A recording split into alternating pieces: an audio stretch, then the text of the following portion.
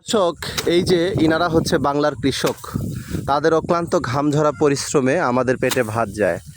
আপনারা এসি রুমে বসে থাকেন, কোটি কোটি টাকা কামাই করেন, ইনকাম করেন, চাকরি করেন, ব্যবসা করেন, যাই করেন, দিন শেষে কিন্তু খাদ্য আমাদের খাইতেই হবে।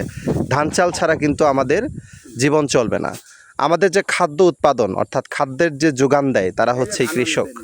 এই যে তারা কষ্ট করে ফসল ফলাইছে, এই ধানগুলা তারা পরিবারে খাবে এবং অতিরিক্ত যে ধান সেগুলো বাজারে বিক্রি করবে, সেগুলো চাল হবে, সেই চাল আপনি কিনে তারপরে ভাত খাবেন। অ্যান্ড কথা হলো, আপনারা যারা কৃষক মানুষ না, আবাদ সুবাদ করেন না, একবার ভেবে দেখেছেন যে এই কৃষকরা যদি আবাদ করা বন্ধ করে দেয় বা তাদের বউ বেটি যা খাবে সেটুক খালে আবাদ করবে, বাকি আর আবাদ করবে না, ধান চাল বেচবে না, তাহলে আপনি এই কোটি কোটি টাকা কামাই করে কী করবেন বলেন?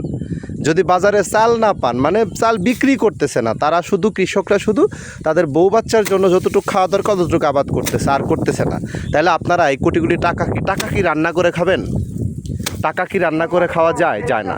সুতরাং কৃষকদের সম্মান করতে শিখুন, তাদের অধিকার আদায়ের জন্য তাদের পাশে থাকুন। তারাই হচ্ছে আমাদের দেশের প্রধান খাদ্য চালিকার শক্তি।